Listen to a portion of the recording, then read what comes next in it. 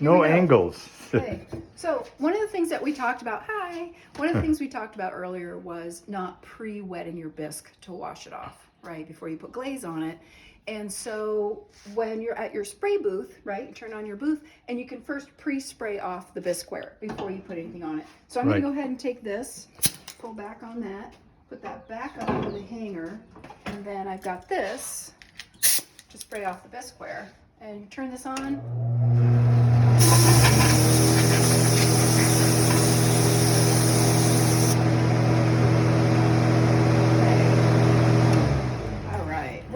Go ahead, and these guns actually come from Northern Tools. Okay. They're a very good spray gun. Yeah, and I think that is the orifice size. It says the orifice size right here. 2.3, I think. It's 2.4, I believe. 2.4, yeah. Right? So the orifice size on your spray gun is actually really important because this having a little bit larger orifice, it actually puts the material on, right? So some of them have too small of an orifice so that when you're going to spray, some of those really important materials that are in your like ash, especially ash, yeah, don't actually come out and can even clog the orifice. Right. So one of the trade-offs though is that a lot more material is going to come through that gun. So you kind of have to learn how to finesse as you put on the application. And I'm going to show you those things in a minute. So some of the things that I'm going to be doing with this is I have the nozzle set, right? So that then when this fan comes out, the fan is going to come out like this. Okay.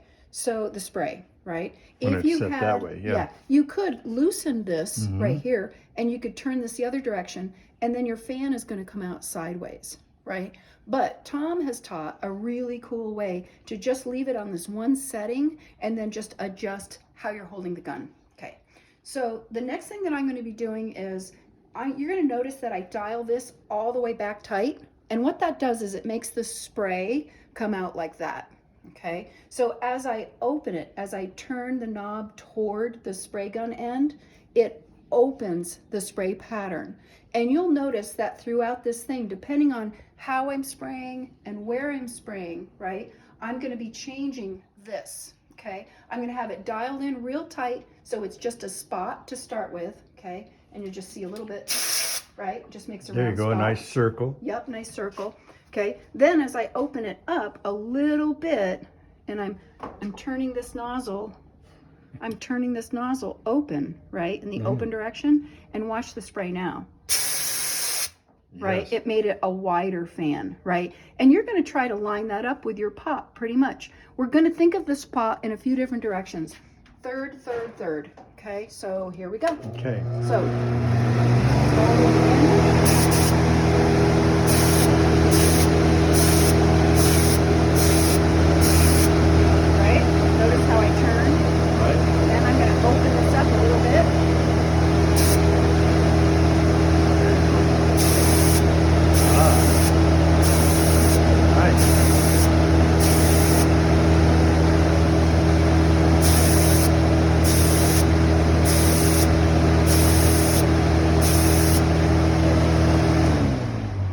if you'll notice, I went ahead and I angled the gun down under like this, and I sprayed up at it because I didn't want to get black slip on the inside, right? But if you wanted to have black slip on the inside of the pot as well, I would go ahead and I would open it up just a tiny bit, and I'll go ahead and I'll angle up here, and I'll catch just the inside part of the lid. Good enough.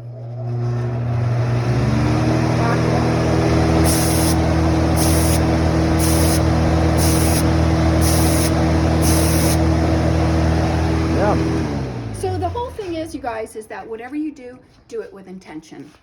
Right, Tom? Well, the only other thing that I could say, you could do that with the bottom. Yeah. You know, you could spray the bottom, but this is all going to be bisque on, by the way. So let's say this, what we've been spraying is Black Magic slip, right? So we spray on the slip and we bisque the slip on, right? You can spray it onto greenware. You can spray it onto something that's already been bisque fired. But the whole point is that you're going to need to re-bisque it on. You're going to need to bisque it on, right? Makes it easy to handle. Yes. To ship, to take to a wood fire, whatever. And you do need to do that before you put glaze over the top of it. And the whole idea is to put some sort of a color slip behind your glaze. You get a whole other palette from your same glazes, which is really cool. Okay. Let's say though that this is glaze that I'm spraying right now.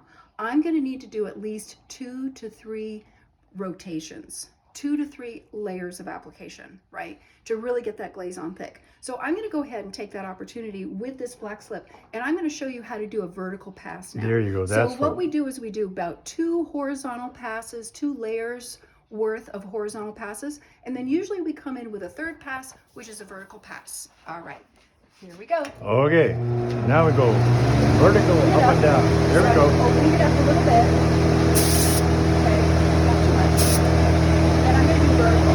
Okay, start right here. Right? The mark. Good. So I turn the gun a little bit, right?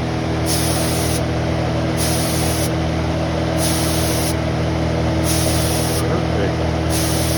Nice. Right to the mark. Woohoo! Nice.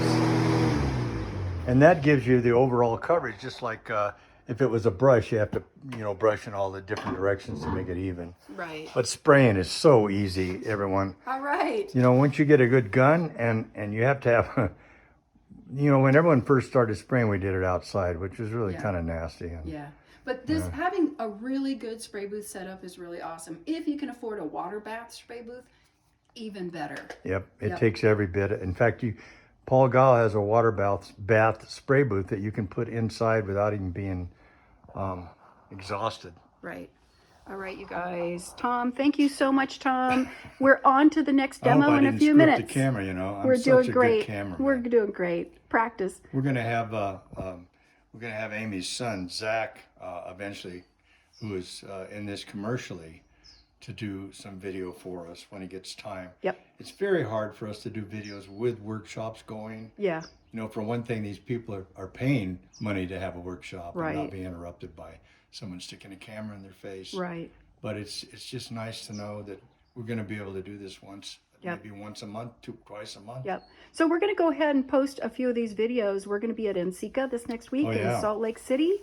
Yeah. And we'll see you guys there. We'll be at the Guile Klein Glaze Service booth 529. We'll see you guys at NCCA. Good advertising. All right. Yeah. Hey, okay, more soon. Thanks, everybody. Bye for now. Bye.